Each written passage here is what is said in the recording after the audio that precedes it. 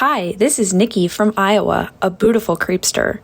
Welcome to a Paranormal Chicks, where the only things scarier than the stories are Donna and Carrie's search histories.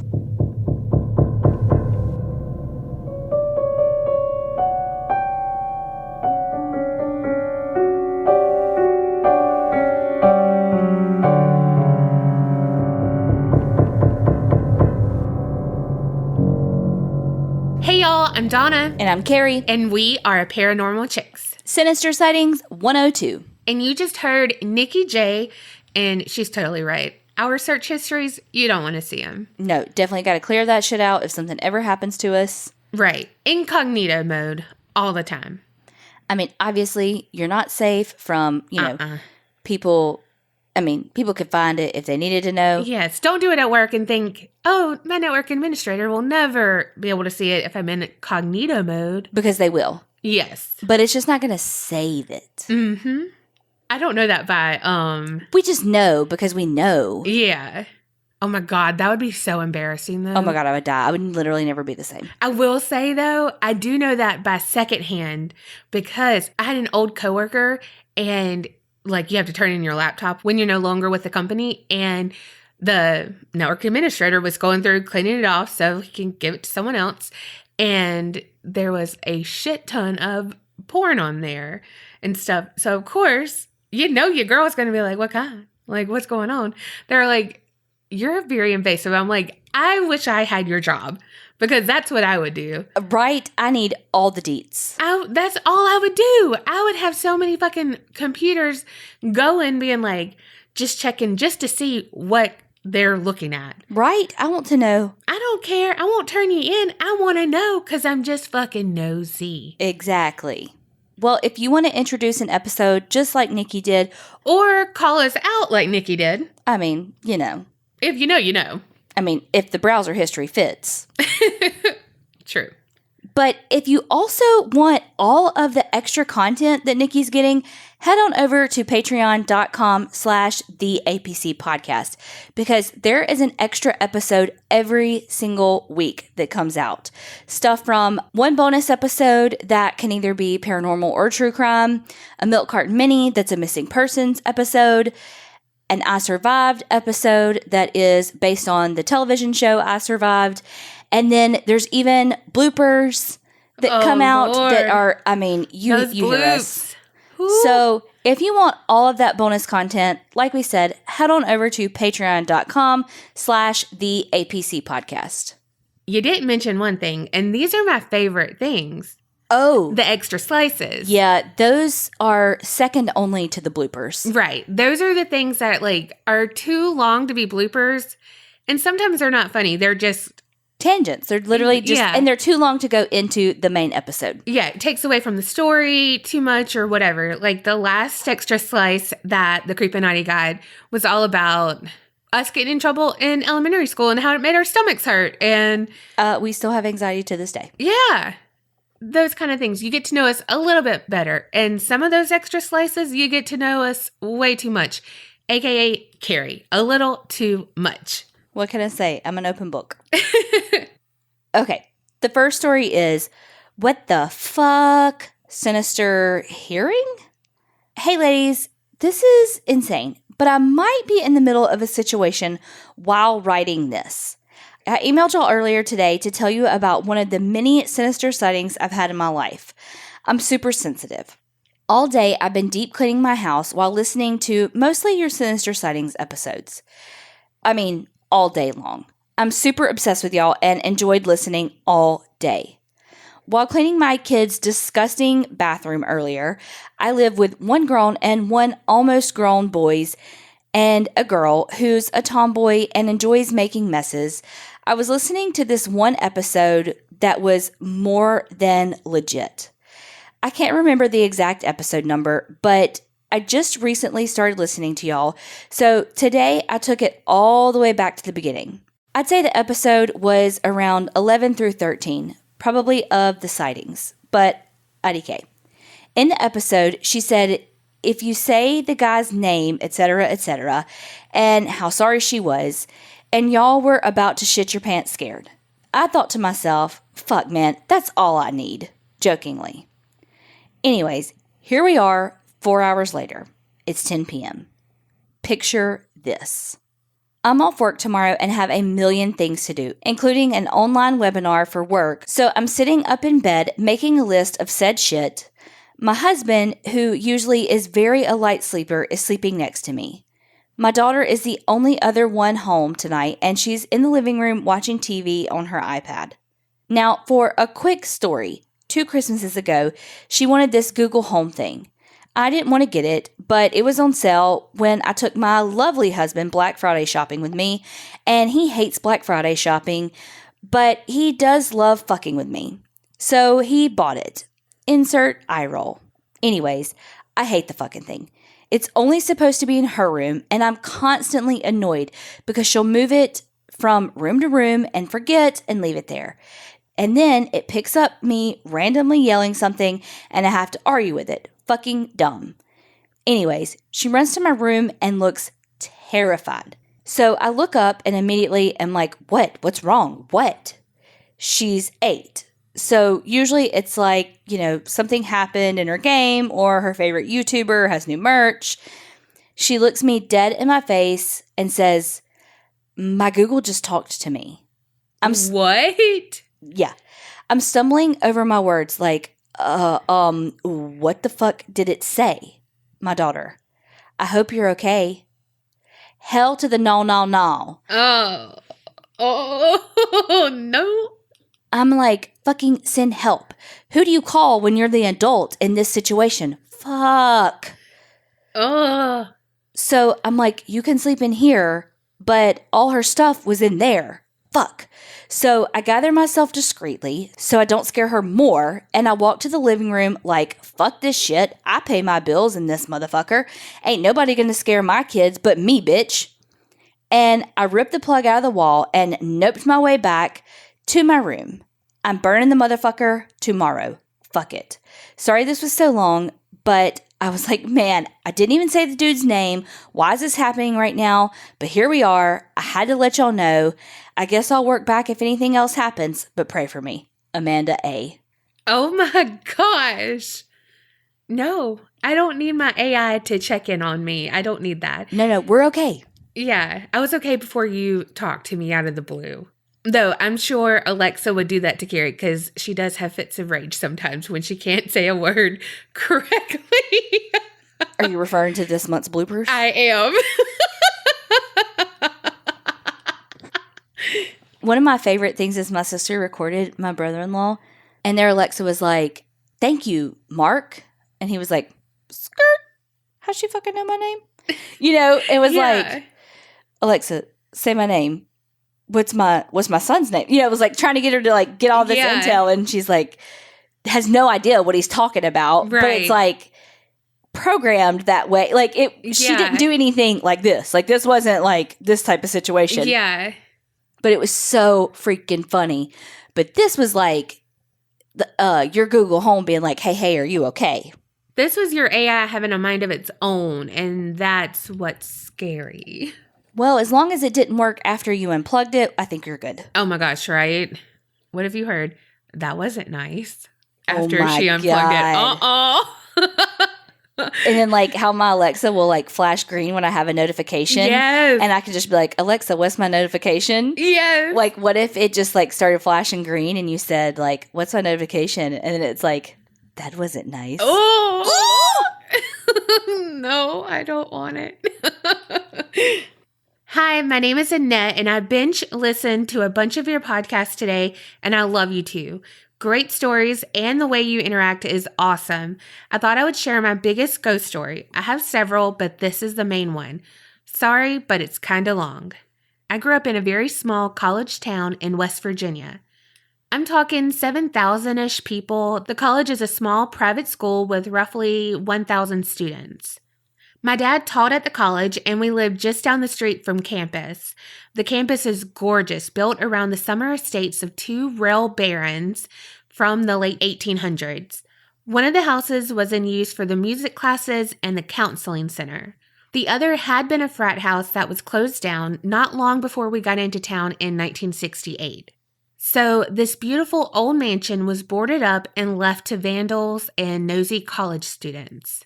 10 years later, I was attending college and fell into the nosy student category. One night, while it was dark, it was not stormy. 2 friends and I managed to get into that house. The main doors opened onto the ground floor ballroom that was open to the 2nd floor balcony. The ceiling went to the 3rd floor. There was a huge fireplace at one end of the room, so big that you could walk into it. On either side of the ballroom were smaller parlors. There was a closed door in one of these. We opened it and could see the stairs leading down into the basement. One of my friends, we'll call him Bill, went down the stairs holding a flashlight. The moment he got 3 stairs down, I lost him. The light went out. I called out asking if he was okay. He was fine. His light was still working, but I could still not see him. Neither could our other friend, Jenny. Then we felt the blast of icy air coming from the basement. We pleaded with Bill, and he finally came back upstairs, though he felt nothing was wrong.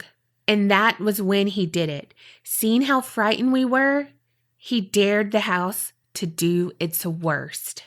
We closed the door to the basement and went up the grand staircase to the 2nd floor. Most of the 2nd floor was made up of smaller rooms that opened onto the balcony overlooking the ballroom floor below. Standing and looking down, you could almost hear the small chamber orchestra playing as the women in their huge hoop skirts danced with the handsome men. We stood there gazing down at the floor below with the hallway leading into the servants' quarters behind us. Unlike the lovely rooms of the main part of the house, the servants' quarters had dark, narrow hallways and smaller, cramped rooms. The air was musty. We heard a noise like a footfall from way down at the far end of that hallway. This was not my first time in the house. It was very popular to get in and wander around. It was not unusual to run into other students there, but you could get in deep, deep shit if campus security found you in there. Turning, we could see the shadow down the hall. Assuming that it was another student, I moved a little closer to the entrance to the servants' hallway. I shouted, "Hey, we know you're there, and you know that we're here. We're not security. Why don't you just come join us and we'll explore together?" So now Bill had dared the house to show us its worst, and I had invited it to join us. The shadow started down the hall, looking like someone who was hugging the wall on one side of the hallway. But then, as it got closer, we could see that there was no one attached to the shadow. It left the wall and moved into the middle of the hall, a free-standing black, man-shaped thing. I heard both of my friends gasp. I grabbed both of their hands as the thing's hands came up in front of it like it was holding a basketball. It held this swirling ball of blackness just for a moment before throwing it right at me. It hit me directly in the chest and threw me back with enough force that it broke my grip on my friend's hands. I fell back a few feet and ran like the devil was after me out of that house. I was babbling, "It hit me, it hit me," over and over, and once they caught up with me, I discovered that while they had seen the shadow, once it left the wall and came out to stand in the center of the hall, neither one of my friends had seen anything. No black man-shaped thing, no black ball, nothing. It's been years since I was in that town. Now that house is the center for the college's hospitality program. I cannot help but wonder how many of the guests see or hear ghosts while staying there. Thank you, Annette. I want to know what that black mass was. Right, and why it threw it at you. Whew. You're braver than I am because I would not have been able to get words out or run. It would have been like a Scooby-Doo, Fred Flintstone moment, like feet just there, like running, but in place. Could you imagine being a guest at your like this like hospitality thing? And it's like, oh, by the by, here's this disembodied shadowy thing coming at you. Right? Yeah. All right, the next one is called Cabin Hunting and Not So Friendly Ghost. Hi, ladies. My name is Claire. I just started listening to your podcast after I binged every single podcast from your friends over at Crime Junkie. Oh, hey. Oh, yeah, our friends. Tell them hi. We wish.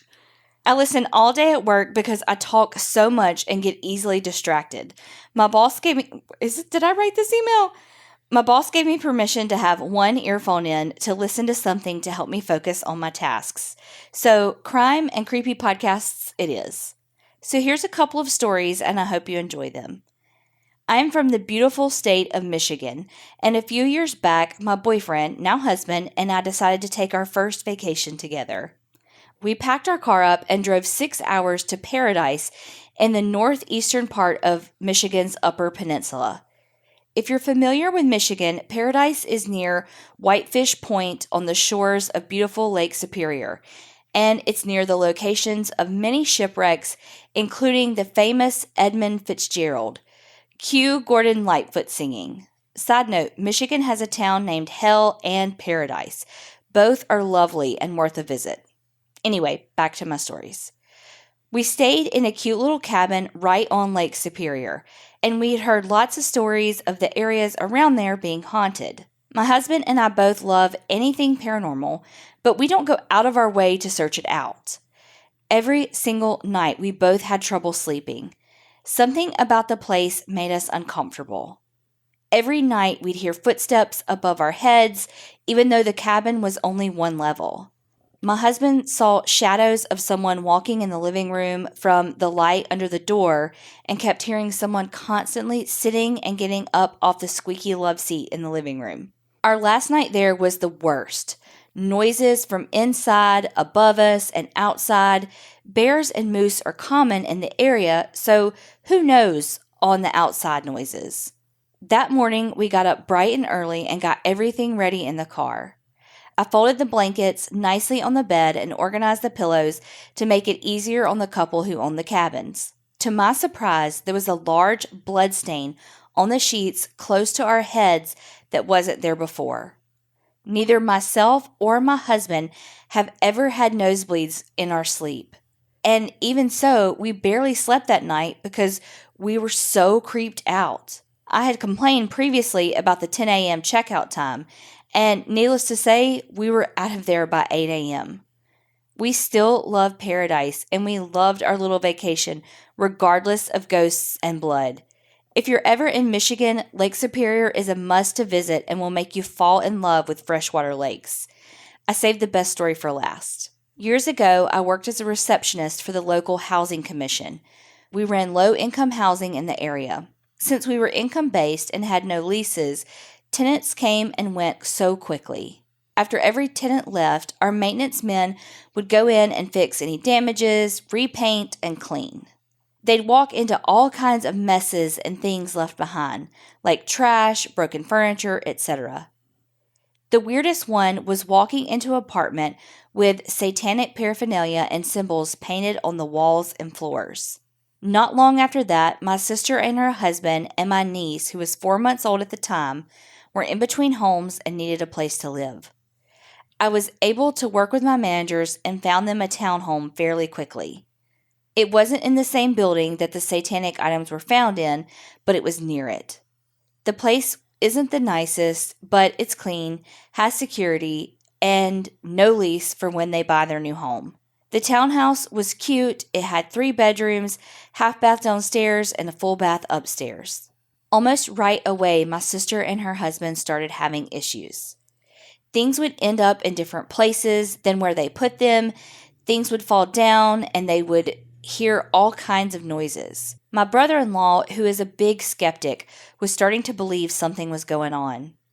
One evening, my sister and my brother-in-law were both standing in the kitchen preparing dinner, and my niece was asleep upstairs. They both looked straight at a black shadow dart across the living room and run up the stairs. Terrified, they both ran upstairs, assuming it was an intruder because the room was so dark. No one was there, and nothing was out of the ordinary. Every single night around 2 to 3 a.m., my niece would wake up out of a sound sleep and stare at the wall, screaming and crying. If you're familiar with babies, there is a different kind of cry when they're scared. It's more of a shriek, and it's hard to calm them down when it happens. This was every single night on cue, and it was making my sister scared to put her to bed, even though she slept in the same room as them. The most unsettling thing happened in the middle of the afternoon. My sister got home from running errands, and her husband was still at work. They had both been out of the house since around 9 that morning. My sister put her bags down, put the baby in the bouncer, called her husband while he was on break, and started putting groceries away. As she was speaking to him, she smelled something burning. She looked around the kitchen and thought maybe they left the coffee pot on, but there was no smell coming from that. She turned around to the gas stove, and the burner was on high, with a dish towel on top of it, completely engulfed in flames. Luckily, she got to it fast enough to use an extinguisher and have no major issues or lose any security deposit from damage. She called me crying and distraught. We were raised Roman Catholic and were familiar with demons and how to handle the situation. We all fully believed this wasn't some neighborhood ghost. I brought over holy water, blessed salt, and she used a blessed incense her husband had from his hometown of Tebe in Palestine. He was raised Catholic also. We put the salt and holy water at all the windows and doorways and blessed the home with incense and prayers. After that, my sister had no issues. My niece stopped waking up screaming, and they no longer saw or heard things. They didn't live there much longer and bought my grandparents' home a few months later. They went from a home with a bad feeling to a home that felt like it was filled with love and joy. We fully believe my grandparents are watching over their grandchildren with smiles on their faces. For now, that's all the stories I have of experiences, but I will email back with a local legend of a crazy woman living on an island with a pack of wild dogs. Thank you for making my work days go faster and keeping me focused on my tasks. Creep it real. Love, Claire. Wow. Well, first of all, thank you so much, Claire, for joining us from Crime Junkie. Yes. And we're just kidding about, because they're Crime Junkie. Right, yeah. Wow. Well, I'm so glad that they got some peace, some freaking sleep. Oh my gosh. She was like, if you're familiar with babies, and I'm like, nope, I'm not. I'm not at all. But even me, I could tell a difference. Yeah, I was going to say, you at least know that their cry is different. Yeah. Oh, gosh. Also, the blood. Yeah, what? Nope. Because then I would be like, oh my God, what if that blood's been there the whole time and I never noticed it? And I've been sitting in somebody else's blood because, ew. Oh God. Oh gosh. Now I can't get that out of my mind. You're welcome. Also, I get very easily distracted at work, so I completely understand the need for headphones. Because I do that too. Kim and I will be like, okay, I'm putting in headphones, or okay, I'm plugging up because we'll chat if we don't. We have to. Yeah. Okay, the next one is Demon Lake House ? Hey ladies, I found you guys the last year when I started walking every day and needed a good podcast to keep my interest. I would literally walk an extra mile just to finish an episode. Now it's a habit, and my dog and I are the fittest we've ever been. I'll always be an extra large pizza, but now I don't feel like I'm dying quite as much when I'm on top. Yes, girl. Yes. I feel that in my freaking soul. Right? Oh my gosh. I have a lot of stories. One about the time that I ate birthday cake with a murderer, a Sasquatch visit, my dad's encounter with Charles Manson, and of course, my own haunted house that I live in currently, but I'll send those in later. I'd like to tell you about the scariest night of my entire life. Let's jump in. Can we go back to the dinner with a murderer? Can we go back to the birthday cake?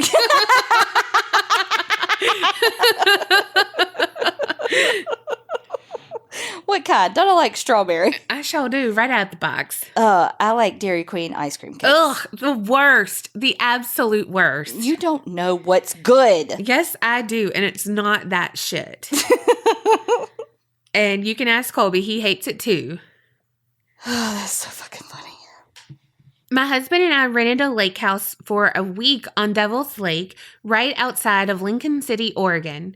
It was super cute and cheap, so it was perfect.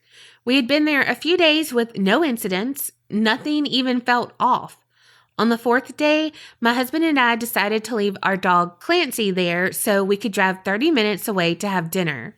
We were gone for a couple of hours, and when we got back, Clancy was going nuts. I just figured he had to go potty or something, so I took him outside while my husband, James, went inside. Clancy ran along the back windows and was hopping up and down to check on James. We finally went back inside and he was still going crazy. His fur was raised, he was whining, and we had no idea why. About 20 minutes later, he's still not calm, but he's sitting with me on the couch at least. I asked James to do a perimeter check just in case, but mostly because I don't want to be murdered. James goes out the side door, and as he's shutting it, I see movement above it, which isn't possible because there are high vaulted ceilings. So I dismissed it. The house is open concept. When you walk in the front door, you are in the living room, kitchen, and dining room. Between the living room and kitchen is a little hallway. The door on the left goes to the kids' room, bunk beds, toys, etc., and the door in front of you is the bathroom, and the door on the right is the bedroom we sleep in. We keep all of the doors closed when we're not using them. So now James is back inside, and Clancy and I are sitting on the sectional couch together. He's facing the hallway, staring at the left side door, and he's whining so hard. I asked James to look in the kids' room because Clancy has an obvious issue with it. As soon as James even starts walking towards the door, Clancy is off the couch and at his heels. James opens the door and peeks inside. He immediately screams and Clancy starts running backwards, and James slams the door shut. He tells me that when he looked inside the room, he could see a dark figure in a crouching position on the bottom bunk bed. He said it felt so dark and heavy in there. As he's telling me this, we hear a crash on the table. We both look over there and watch as a dining chair gets shoved into the table. Then each of the vertical blinds starts swaying. Then this hanging chair started swaying back and forth. Then the lamp that was right in front of us turns off, and the pull chain lifts up. At this point, I'm sobbing. It's 11 p.m. and we're both tired, but I'm not staying in this house, and James finally agrees to leave. Can you believe he actually wanted to stay? The problem is we still have to clean it and pack our stuff before we can leave. James started packing while I started cleaning. I was doing the dishes and put the coffee pot in the dish strainer. It was all the way upside down, and the strainer had the barriers on the side. I watched the coffee pot roll off the dish strainer and onto the counter until it was upright and spinning. Next, I had to go get our stuff out of the bathroom. In order to get there, I had to walk by the room. When I walked by, I heard a low growl. Fucking yikes. I throw all of our shit in the bag and run out of there. As I'm running by the room, I hear really slowly, knock, knock, knock. Fuck this, we're out. We didn't clean everything, and I'm sure we left stuff behind, but I couldn't be in that house for another second. We had to drive over an hour back to our house, and it took 30 minutes after driving away from that house for Clancy to stop staring out the rear window and for me to stop shaking. When we got home, I let Clancy out to go potty before bed, and he was attacked by a raccoon and ended up at the vet hospital with stitches. Worst night ever. Thanks for reading my story, and I attached a picture of Clancy because he's the best boy saving us from the demon, and he recently saved me when we were attacked by another dog. Let me know which story you'd like to hear next. Kim. And y'all, Clancy is, I don't know if he's a mix, but he looks like a pit. And he's blonde, like that blonde color. And you know, pits are always smiling when they open their mouths anyway. Mm-hmm. But he's like in the sun, so his eyes are closed. And he's just smiling, and he just looks like the goodest boy ever. No. Well, Bo does that, like, you can really tell on the short-haired dogs like that. Colby calls it, he gets his mohawk down the back of it, like his back. Yeah. I mean, I know cats and stuff do it too, but... Oh, God, cats are funny when they do it. But I'd really never seen a dog do it, like, as intensely, like, until Bo. And, I mean, he'll do it just, if he doesn't like who's just coming over, or if he just hears somebody at the neighbor's house, that because we have the privacy fence, and if somebody's at the neighbor's house and he doesn't understand that that's not his house. He thinks it's like, oh, somebody's here. Let me protect my house. And it's like, no, that's the neighbor's house. Quit freaking out. Put your mohawk down. Yeah. Gosh. Well, I'm glad Clancy did save y'all. Yeah, dogs fucking know, man. They really do. And crouching, like anyone crouching like that's no. So, First of all, I mean, are you a catcher at a baseball game? Because that hurts your knees. No, thank you. You should not be crouching. Ouch. Oh, God. We want to hear all the stories. Yeah, what do you mean? Which one do I want to hear next? I don't fucking know. Send them all in. What do you mean? I got to pick? Like, every one of them. This one is called Kieran and the Crazy Ass Cats. Hey y'all, it's me, your witchy little friend, Willow from Tucson.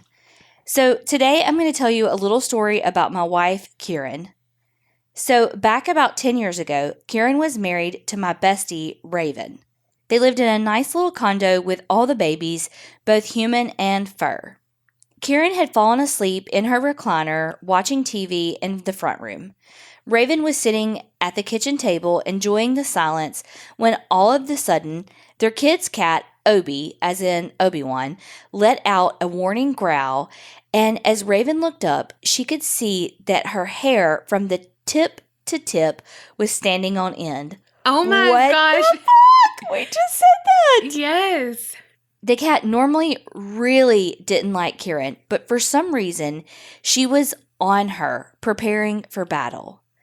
As Raven watched, Obi became fixated on a spot right in the middle of Kieran's chest and soon chased whatever the batshit crazy cat was looking up straight up her chest, over her head and up the wall. She literally hit the wall trying to chase whatever it was out. Mind you, Kieran is not waking up and Raven is getting worried. A really strong shake and she finally did wake up. She said that she was watching Obi and she was screaming for Raven and she couldn't hear her and she was freaking the fuck out. Kieran had been sleeping a lot and soon found out why. She was diagnosed with stage 3 non-Hodgkin's lymphoma. The spot on her chest where Obi was fixated is the exact spot where they would do her radiation. Thankfully, she survived the cancer and never had a relapse. Fast forward 10 years, and I'm sitting in my room, and Kieran was crashed out. My cat was my cat, and a picky bitch about who she would let touch her or hold her. So this night, I was kind of tripping out because she was curled up next to Kieran's head, making dough. I kind of watched for a minute, and then all of a sudden, she grabbed her head with all 4 paws and started going off, kicking and batting at her, screaming and growling the whole time. Kieran didn't wake up. As I rounded the bed to get to her, Artemis bolted out the door and through the house, hissing and snarling the whole time. Then went back to Kieran and came up on the bed and started licking her.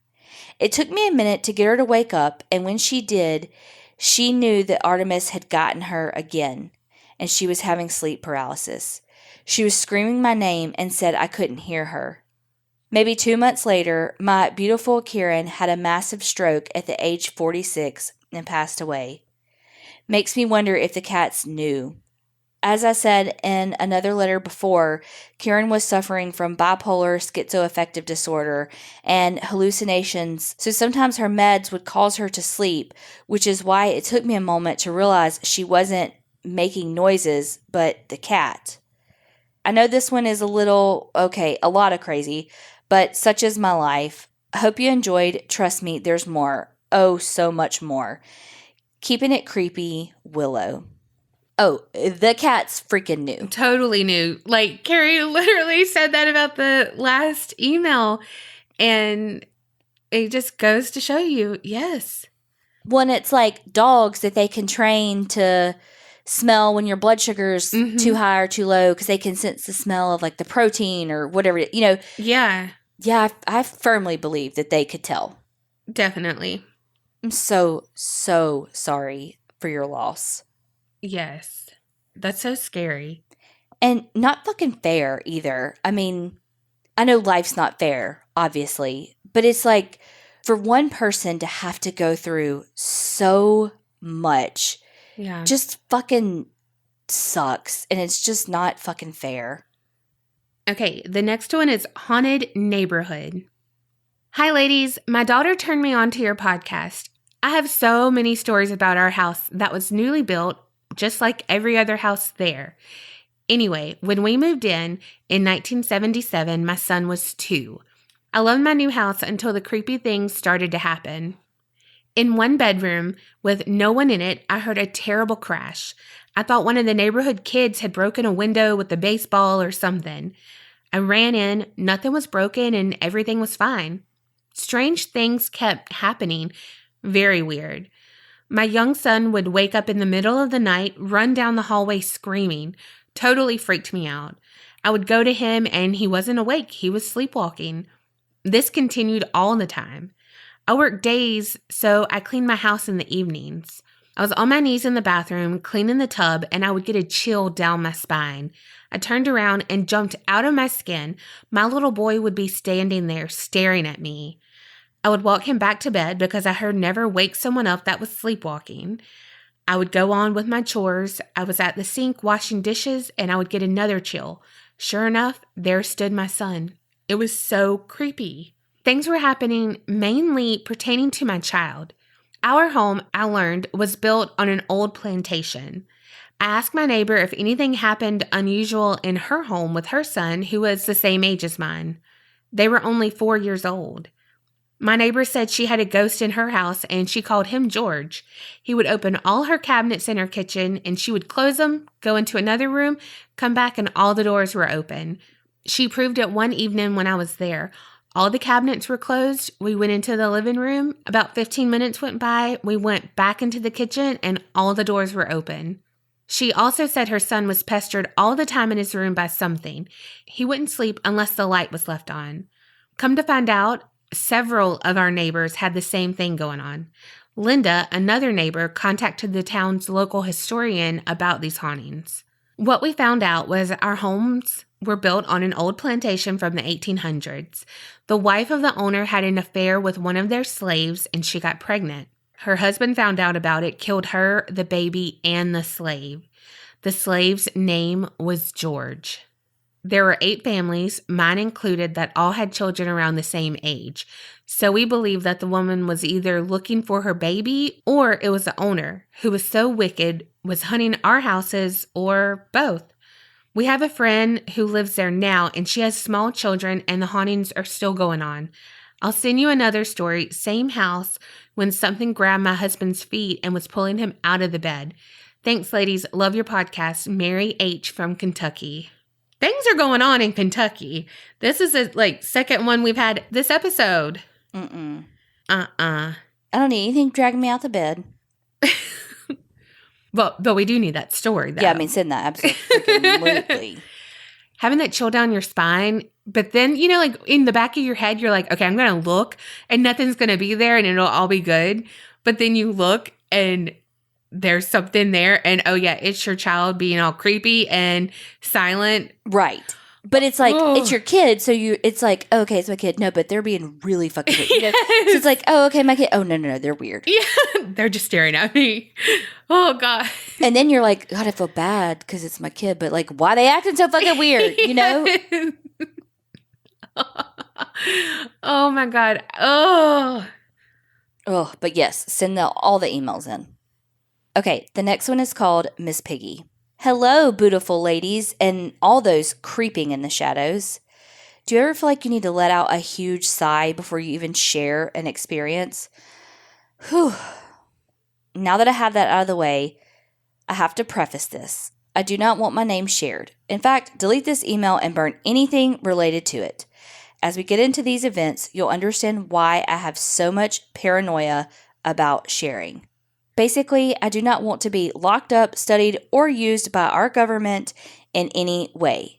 I know I sound paranoid, delusional. However, others experienced this with me. So if I'm delusional, they are too.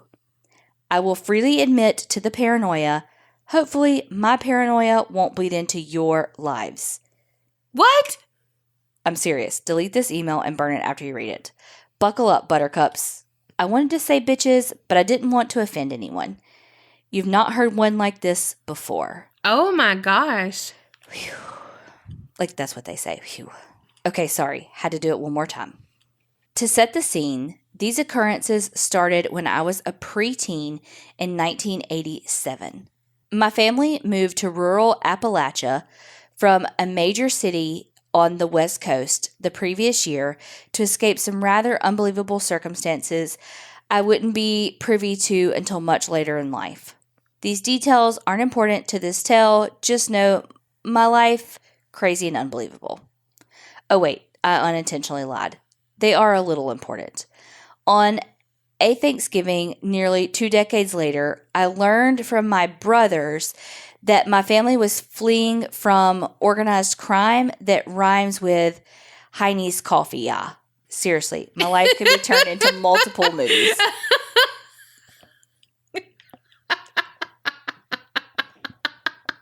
Can you say it best? Can you Mad Libs that? Because you know I can't read the Mad Libs. You got to read them and let me hear it. Say it. Heine's Coffee. Heine's Coffee. Heine's Coffee. It rhymes with Heine's Coffee. Chinese Mafia. Chinese Mafia. Okay. I still don't know all the deets, but this led us to move with little money as we left in a hurry. Also, someone was squatting in the house we were going to move into. Instead of simply leaving when they learned we were moving in, they burned the house down. The house was owned by my grandmother. Lucky for us, she had another house that was down the road from the one that was burned. It was a shitty little house, no running water, not enough bedrooms for my family, no heating, no AC, no insulation, but it was ours. All of that to say, we were fairly fucking poor, and we were living in shit. So I learned not to expect things from my parents. I didn't ask for extra toys. I didn't ask for games. Hell, I didn't even ask for snacks or fast food when we barely had food in the house. I didn't ask for anything above what we needed for survival. Before we moved, one of the things my siblings and I loved was Saturday morning cartoons. They were the fucking best in a time before Cartoon Network and Boomerang and Cartoons on Demand. My absolute favorite was the Muppet Babies. The Muppet Babies will make your dreams come true. Muppet Babies will do the same for you. So when McDonald's announced they were releasing Muppet Baby Happy Meal toys, I was super stoked. Then reality hit me. We were still poor as fuck. I'd never have them. Hell, the only way I was even watching this fucking commercial was because my dad illegally hooked up our cable line with a pair of roach clips. Sorry for the R word, Donna. What the fuck are roach clips? Like an alligator clip? Are you serious? I'm dead serious. What the fuck is a roach clip? It's for weed. Oh! I was thinking like a chip bag. You know you're fat when you go straight to a chip bag. Oh my god. Okay, I do know what a roach clip is. Can you stop saying the R word? Okay, legitimately, I went straight to a chip bag. Literally? Like chip clips. Oh my gosh. You know you're fat when. It didn't even dawn on me, pot. Like, I went straight to potato chips. Oh my gosh. Well, I'm a fucking moron. Well, when you said the R word clips, my face goes, and then you said sorry for the R word, Donna. I was like, at least they know. At least they know. But then Carrie didn't even know what the fuck they were. Like alligator clips? And that's how I was like, are you serious or are you just making it funny? No, she was serious. Because she knew. She just didn't know. I just didn't put 2 and 2 together. Let me move on. I know you may be thinking, where the fuck is this story going with a setup like this? Deep down, dark rabbit hole, one I may have accidentally created. It was a day of sadness for me when the first toy was released. For reasons unknown to me, my oldest brother, I'll call him Kermit, came to me with an idea. Our parents, who rarely went anywhere together without at least one of us kids, had left us all home alone. Kermit sat me down and told me he had the power to mentally tell my parents to stop at McDonald's. How? I questioned. Sit down and relax. Concentrate on locating mom and dad with your mind. Once you feel you have found them, tell them to go to McDonald's and get us all Happy Meals, Kermit replied. Kermit is 5 years older than me. Growing up, he was like my third parent, and I typically listened and obeyed him as such. I looked at him incredulously, however. We were still poor as fuck. Mom and dad still didn't have jobs. You can't buy Happy Meals with food stamps. How the fuck would they be able to buy not 1, but 4 fucking Happy Meals for me and my siblings? You can do it. You have nothing to lose if it doesn't work, he encouraged. Okay, I said after I let go of every rational thought telling me this wouldn't work. I sat down in our living room and my siblings surrounded me. I closed my eyes and I relaxed. I was concentrating, as Kermit said. Soon I felt like my body was weightless. All I could see was cloudy darkness, but I was able to find my parents' energy. I felt like I was in the same space as them. I repeated over and over to them, go to McDonald's, get us a Happy Meal. Go to McDonald's, get us a Happy Meal. After a while, I felt a weird tingle in my head, and I felt my message was received. I opened my eyes and said, it's done.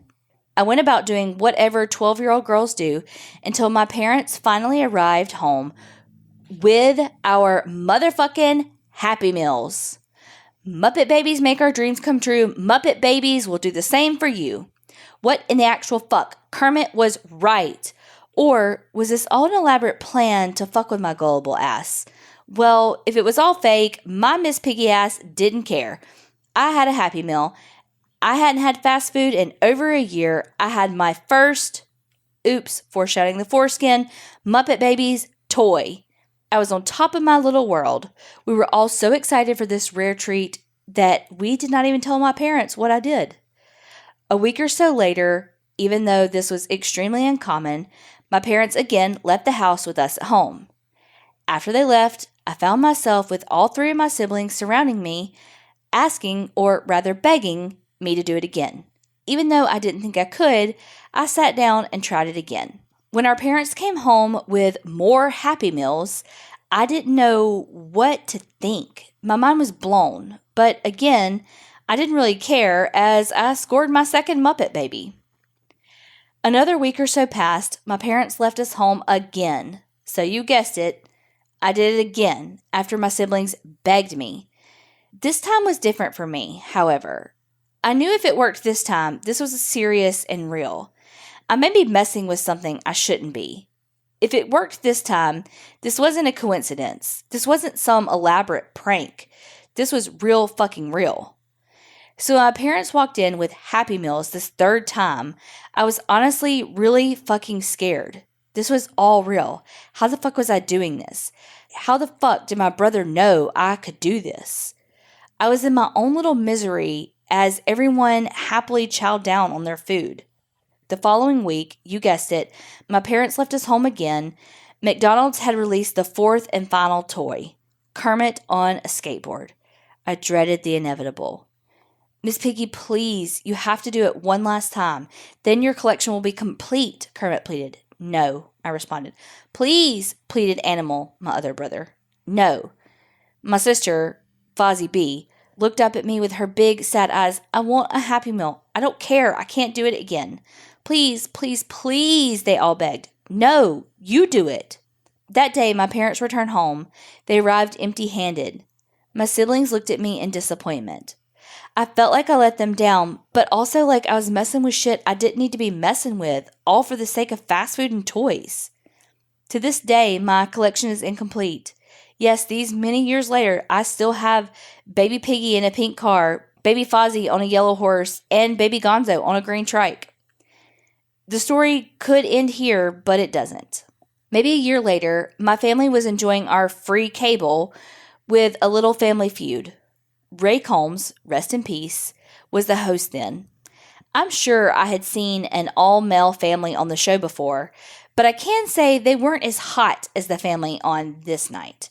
All hot men, and they were all funny to boot. My whole family seemed to be rooting for them. I don't remember their last names. Maybe someone with good Googling skills could find this out for me. I'd love to rewatch these episodes. Much to our dismay, the hot, all-male family lost. Kermit took it the hardest. Miss Piggy, you have to do it again. You have to, he demanded with little desperation in his voice. Do what? What are you talking about? You have to do what you did before when you made Mom and Dad go to McDonald's to get the Muppet Baby Happy Meals. I'm not making them do it again.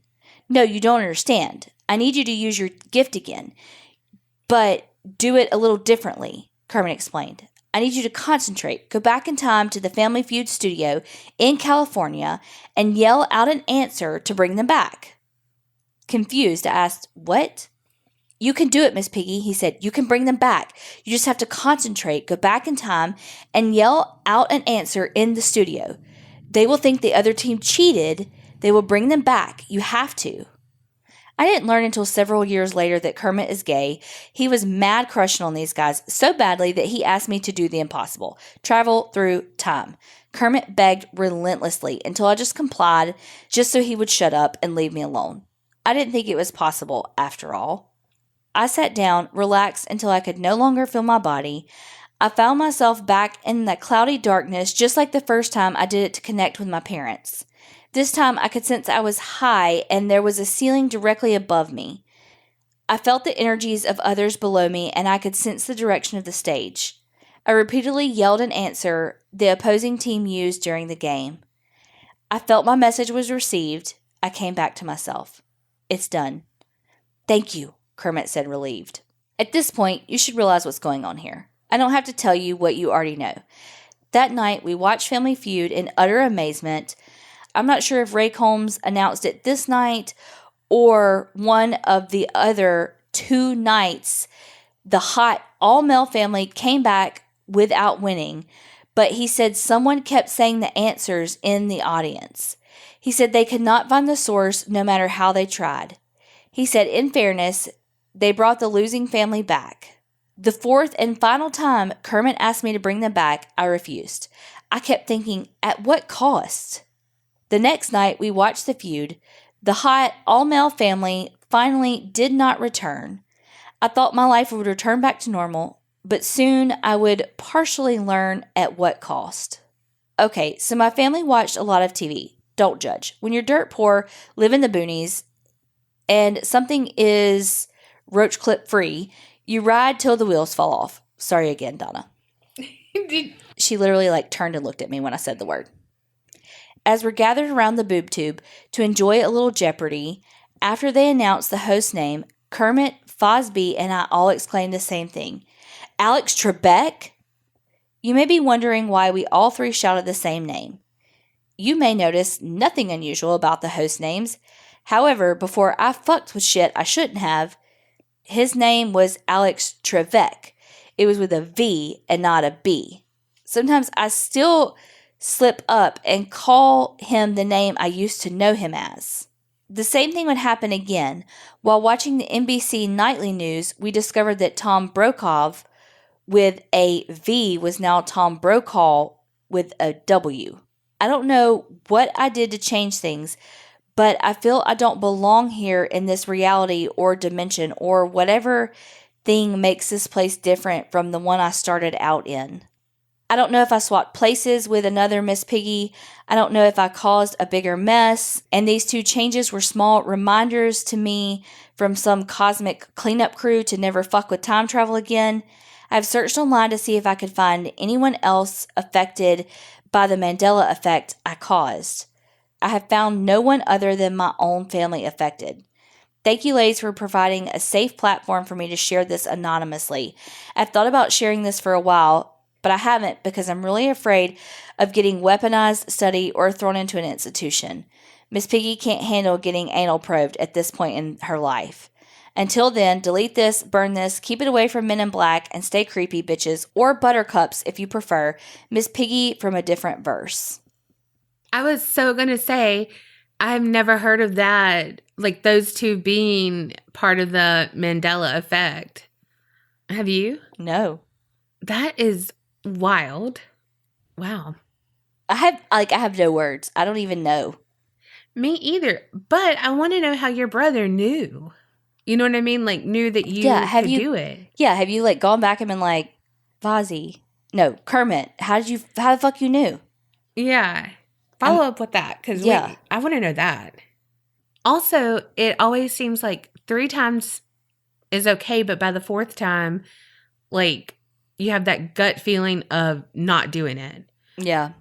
So I wonder, like, what that significance, if any, is. See, and I was thinking, like, where are your parents going? Like, why? Like, it seemed like they were, like, every couple weeks going somewhere together. So that seemed more important. Oh, true. You know? Yeah. This one is 20 plus years of a friendly ghost. Hey, you beautiful ladies. I recently found your podcast and I'm obsessed. You ladies are hilarious and have such great topics. Funny story, I myself am an extra large pizza and recently used that phrase at work, which was met with blank stares. I then explained and told them about this podcast, so hopefully you'll get some new listeners. I decided to send in my story about what I believe was a loving granny ghost that watched over me for years. This is a bit of a long story since it spanned over 20 years, so here goes. I was born the youngest of 3 daughters to my parents. My sisters and I are all 18 and 19 months apart. Apparently, my parents wanted to knock all the kids out quickly. So when I was born, my parents had 3 kids under the age of 4. This is important because of the facts that follow. Around this time, my sister started telling my mom about playing with our grandma in the attic. Keep in mind, both sets of grandparents were and still are very much alive. One thing to know about my mom is she is a very religious woman who does not like when I talk about these stories because she has no logical explanation. Also, because of her beliefs, there was never mention of ghosts, spirits, anything creepy. As time went on, there was always casual mention of our grandma who always played with us when our parents were fighting. Side note, my father was a very abusive man, verbally to my mom and every type of abusive towards me and my sisters. So, needless to say, we played with this lady quite a bit. And being raised without a mention of ghosts, spirits, or anything creepy, not even R-rated shows, movies, etc. It was really hard to explain away how 3 young children could make something like this up. My mom thought it was the woman who my dad had bought the house from because the elderly lady who owned the house had died in the house, which we found out many years after we moved out. One of the incidents that stands out was our neighbor asking my mom how long our grandma was in town because she had seen her sitting in the rocking chairs in the upstairs window earlier that day. But none of our grannies were over. When my parents decided to sell the house, my mom was awoken one night hearing crying. Thinking it was one of us girls, she sat up in bed and saw, sitting at our kitchen table, a figure. Her bedroom was right off the kitchen. No wonder she wanted to sell. The sound was definitely coming from whatever was there at the kitchen table. My mom refuses to say ghost, but we know that's exactly what it was. We ended up selling the house, and as we grew up, the activity seemed to lessen. Not disappear, but lessen. Lights turning on and off on their own, things going missing, then showing back up in an obvious spot. I think we all just got used to it. Fast forward to me being 19, dumb, and dating, for the lack of the better word, a total douche. But we all know how we ladies can get dick dumb, so I blame that. Totally, you know that. And the fact that I was desperate to move out of my parents' house because it was just a bad situation. Me and my ex had been dating since my senior year, and the next logical step was to move in together. I loved our apartment, but my ex hated it. He said he could never find anything when he needed it, but it would always turn up in random spots that he swore he had checked. He also said he always felt uneasy. I only felt uneasy when he was home. The place always felt lighter when he was out. I know this was my ghost granny looking out for me. After 2 years of living together, he cheated on me with a coworker and moved out. Even though I was sad and pissed, I knew I was better off. My ex was always super critical about my weight, looks, personality, and pretty much everything about me. Hello, girls who date their dad and try to repeat the cycle of abuse. That's what she said, not me. After he moved out, things were quiet, and only the occasional activity occurred. Nothing too scary to me, but it took a while for my new roommate to get used to it, or friends who stayed over. Fast forward to me at 31, just having moved away from my hometown and meeting my now husband. Ladies, let me tell you, I was blessed the day I met this man. He is the most caring, loving, perfect for me man I could have ever hoped for. He took me to a haunted house on Halloween for our first date, and for us spooky bitches, that's pretty much the perfect first date. I have to brag a little bit because we're newlyweds. Anyway, right after our first date, I started to notice a lack of activity. No more light left on that I swore I had turned off. No more misplaced books, keys, etc. I fully believe my guardian granny knew that this guy was a good one, and she no longer needed to watch out for me. I've been with my guy for 3 years now and haven't had any experiences since we met. I sometimes miss the little signs from her, but I hope she was finally able to cross over and enjoy the other side. Thanks for taking the time to read this story, and I apologize for the length. You ladies are my favorite people to listen to during the day. Keep up the amazing work, you beautiful ladies. Sam. Well, sometimes Spirit knows exactly what you need before you know what you need. Sometimes, all the time. True. Yeah. But, oh my gosh. Well, one, I'm glad that you found the perfect for you man. Exactly. Best feeling ever. N.A. That took me a second. That's a good story, but a hard story because, so many times people, you hear stories like that where there's a spirit there that is nurturing to kids in like a domestic abuse situation or, just any kind of stressful situation. Mm-hmm. Also, though, it kind of makes me wonder if y'all caused a little bit of the stuff to go missing and turn back up, kind of like poltergeist activity a little bit, just because it was a hectic environment right then. I don't know. Like it might not have been the granny ghost doing that activity, like misplacing the items. Well, thank y'all so much for sending all of these stories. I love it when when there's a theme, even though there's not a theme, because we literally, I know we always say this, but we literally read all the stories that we get in the order that we get them. So it's just amazing when there's a little bit of a theme or some consistency to the stories. I don't know. It's just, wowza. Synchronicity, as Donna says. Mm-hmm.